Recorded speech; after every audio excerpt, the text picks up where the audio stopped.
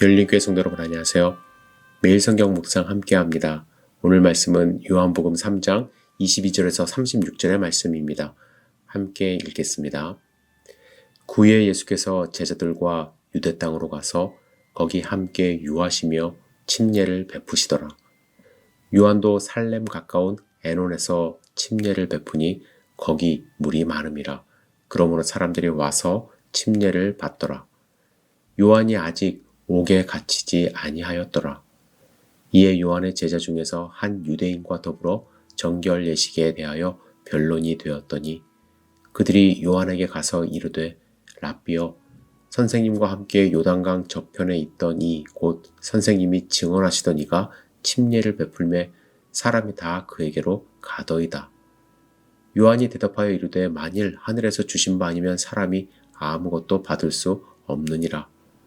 내가 말한 바 나는 그리스도가 아니요 그의 앞에 보내심을 받은 자라고 한 것을 증언할 자는 너희니라. 신부를 취하는 자는 신랑이나 서서 신랑의 음성을 듣는 친구가 크게 기뻐하나니 나는 이러한 기쁨으로 충만하였노라. 그는 흥하여야 하겠고 나는 쇠하여야 하리라 하니라. 위로부터 오시는 이는 만물 위에 계시고 땅에서 난 이는 땅에 속하여 땅에 속한 것을 말하느니라. 하늘로부터 오시는 이는 만물 위에 계시나니 그가 친히 보고 들은 것을 증언하되 그의 증언을 받는 자가 없도다. 그의 증언을 받는 자는 하나님이 참 되시다는 것을 인쳤느니라. 하나님이 보내신 이는 하나님의 말씀을 하나니 이는 하나님이 성령을 한량없이 주심이니라. 아버지께서 아들을 사랑하사 만물을 다 그의 손에 주셨으니 아들을 믿는 자에게는 영생이 있고 아들에게 순종하지 아니하는 자는 영생을 보지 못하고 도리어 하나님의 진노가 그 위에 머물러 있느니라. 아멘. 오늘 말씀 중에서 그는 흥하여야 하겠고 나는 쇠하여야 하리라는 말씀은 많은 분들이 기억하지만 어떤 배경에서 나온 말씀인지 모르는 경우가 있습니다. 아무래도 3장에는 니고데모의 대화가 아주 유명하기 때문에 오늘 본문이 빛이 가려졌기 때문일 것입니다. 하지만 오늘 본문은 역사적으로 다른 복음서에서 찾을 수 없는 정보를 제공합니다.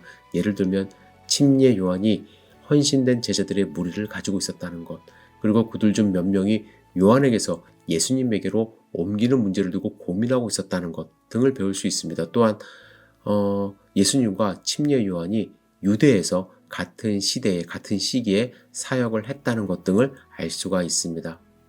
오늘 본문을 보면 이때의 요한의 제자들 중 몇 명은 예수님의 사역에 대해서 긴장감을 가지고 있었던 것 같습니다. 26절에 보면 요한에게 가서 이렇게 얘기하죠. 요단강 저편에 있던 이 곧 선생이 증언하시던 이가 침례를 베풀매 사람이 다 그에게로 가더이다 라고 말합니다. 요한의 제자들은 침례 요한에게 원래 왔어야 하는 사람들이 다 예수님에게로 나아가는 것에 대해서 긴장이 되고 그래서 침례 요한에게 이제 고하는 것이죠. 이 상황을 전해 들은 침례 요한은 인간적인 기대와 달리 너무나도 겸손한 모습으로 예수님에 대해서 증언합니다. 침례 요한이 이렇게 할 수 있었던 이유는요.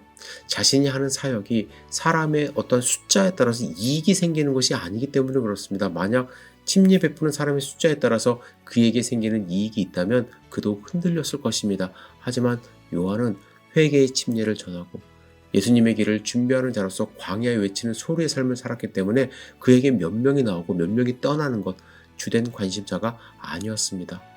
나아가 침례 요한이 이렇게 겸손한 모습으로 예수님을 증언할 수 있었던 것은 요한은 하나님의 주권, 반면에 자기의 무가치한 모습, 또 이 세상에 오신 예수 그리스도의 뛰어나신 모습 등을 분명히 이해하고 있었기 때문입니다. 그래서 자신의 위치를 그의 앞에 보내심을 받은 자로 규정했고 그의 제자들은 그것을 증거할 자로 말하고 있을 뿐만 아니라 29절에 침례 요한은 자신은 주인공이 아니라 주인공을 축하하며 기뻐하는 친구의 역할을 하는 자임을 말하고 있는 것입니다.